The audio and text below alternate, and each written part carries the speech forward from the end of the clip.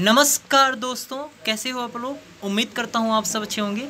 मैं प्रिंस आपको इस यूट्यूब चैनल पर सोशियोलॉजी सब्जेक्ट पढ़ा रहा हूँ। मेरा यूट्यूब चैनल प्रिंस 21 पांडे और इसके साथ मेरा मोबाइल नंबर है 9807781640, जिस पे आपको सोशियोलॉजी संबंधित एनी क्वेरीज हो आप इस पे कांटेक्ट कर सकते हो, बट एक पर्टिकुलर टाइम पे।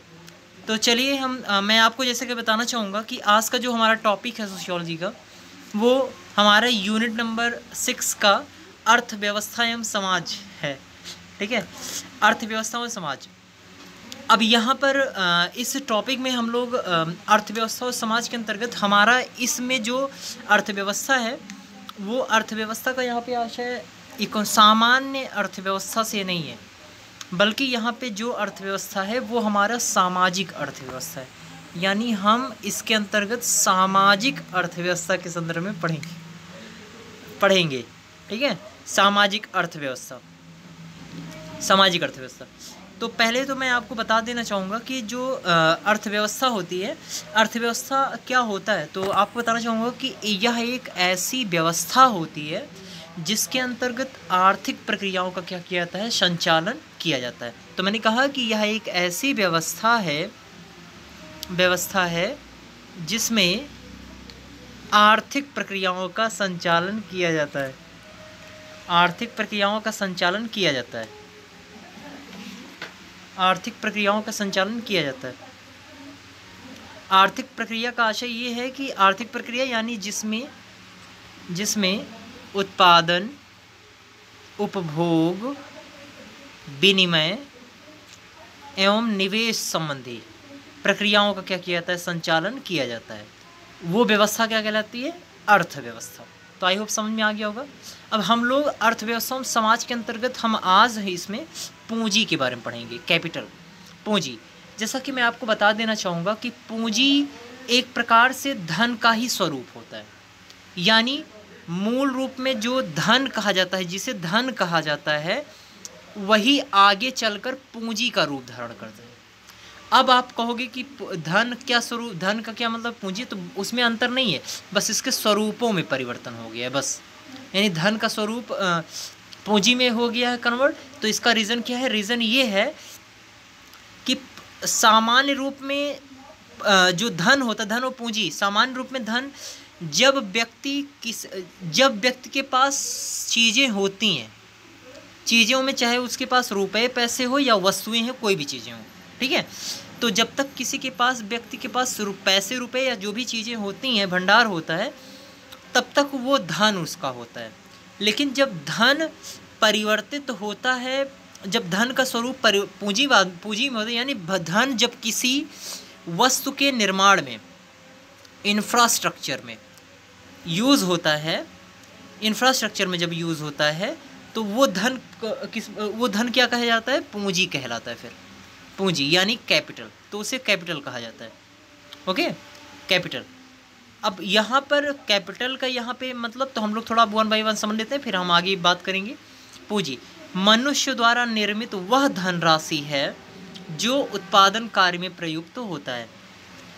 जब व्यक्ति का धन उत्पादन कार्य में प्रयुक्त होता है तो उसे क्या कहलाते हैं, पूंजी कहते हैं। यानी पहले मूल रूप में वो धन होता है, पूंजी, लेकिन धन से पूंजी में परिवर्तित होता है। तो जब धन का प्रयोग किसी वस्तु के निर्माण में प्रयोग होता है तो वो पूंजी कहलाती है। ठीक है, जैसा कि मैं आपको देखिए यहाँ पे लिख भी दिया हूँ कि धन मूल रूप में ये प्रारंभ में पूंजी नहीं होती है, धन। ठीक है, तो उसे धन कहते हैं। आई होप समझ में आ गया होगा। अब हम लोग कुछ आवश्यक तत्वों के बारे में जान लेते हैं धन से संबंधित।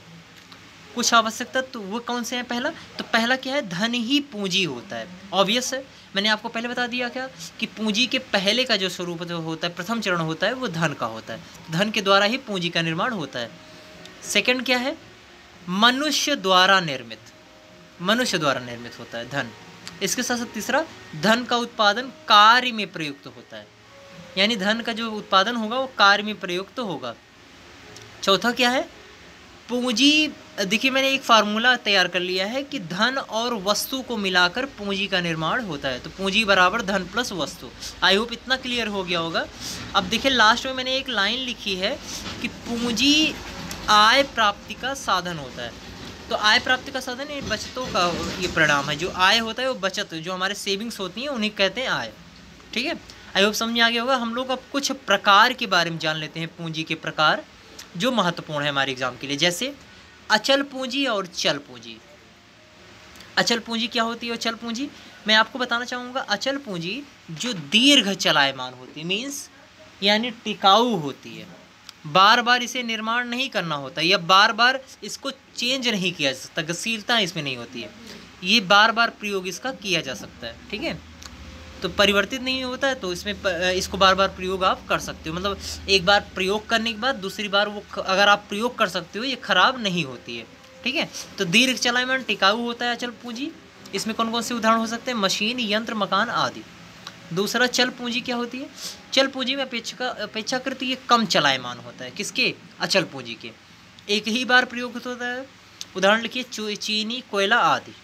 आई होप समझ में आ गया होगा इतना। आइए आगे चलते हैं।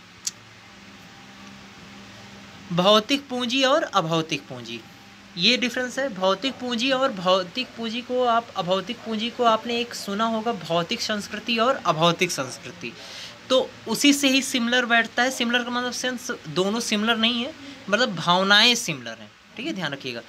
तो हम लोग भौतिक पूंजी और अभौतिक पूंजी पहले जान लेते हैं। भौतिक पूंजी जो मटेरियलिज्म होता है, यानी जिसमें जो स्वरूपात्मक है और जिसमें हस्तांतरण का गुण होता है, यानी इसको आप हैंड बाई हैंड हस्तांतरित कर सकते हो। ठीक है, इसमें ये क्वालिटी होती है भौतिक में। जबकि अभौतिक में क्या होता है? अभौतिक में ये होता है कि ये अमूर्त होता है स्वरूप, मतलब इसमें ये आसानी से हस्तांतरित नहीं किया जा सकता है। किसी व्यक्ति की जो बुद्धिमत्ता है, जैसे एग्जाम्पल निजी गुण, बुद्धि और योग्यता। अब आप ये बताइए, कोई किसी व्यक्ति का जो दिमाग होता है, जो भी उसकी इंटेलिजेंसी है, क्या उसे आसानी से आप दूसरे में कन्वर्ट कर सकते हो? नहीं कर सकते हो। ठीक है, तो ध्यान रखिएगा ये चीज़। तो अमूर्त स्वरूप, अभौतिक जो पूंजी होता है उसका स्वरूप अमूर्त होता है, और भौतिक का जो होता है वो स्वरूपात्मक होता है। उदाहरण देख लेते हैं भौतिक स्वरूप पूंजी में, जैसे भवन, उपकरण आदि। और अभौतिक में जैसे वकील का वकालती ज्ञान और अध्यापक का पढ़ाने की योग्यता। आई होप इतना समझ में आ गया होगा। चलिए हम लोग आगे अब देखते हैं इसमें व्यक्तिगत पूंजी और सार्वजनिक पूंजी। लास्ट हमारा टाइप है व्यक्तिगत पूंजी, सार्वजनिक। व्यक्तिगत मतलब व्यक्ति की, व्यक्ति विशेष की जो पूंजी हो। ठीक है, व्यक्ति विशेष का जो धन, और व्यक्ति विशेष का धन जो किसी वस्तु के निर्माण में प्रयुक्त तो होता है, तो व्यक्तिगत या निजी पूंजी। जैसे मकान, कार। और सार्वजनिक पूंजी क्या होती है? जैसे ये पूंजी सार्वजनिक होती है, यानी व्यक्ति विशेष नहीं होते, पूरे समाज का इस पर अधिकार होता है, इस धन पर। ठीक है, जैसे एग्जाम्पल पार्क हो गया, मंदिर हो गया, धर्मशाला आदि। यहाँ पे कि कोई भी व्यक्ति है, किसी व्यक्ति विशेष का यहाँ पे अधिकार नहीं होता है। आई होप ये वीडियो आपको अच्छा लगा होगा। और प्लीज़ आपको अगर वीडियो अच्छा लगा तो प्लीज़ लाइक करिएगा, शेयर करिएगा और सब्सक्राइब करिएगा जो भी नए हैं, और बेल आइकन दबाना मत भूलिएगा। ठीक है, आपको जिससे जो भी नए वीडियो बनाया जाए आप उसको तुरंत आपको उसकी अपडेट आपको मिल सके। ठीक है, थैंक यू सो मच। आपको इसी तरीके मैं नेक्स्ट वीडियो फिर आपसे प्रोवाइड करूँगा, weekly 1। Okay, thank you so much.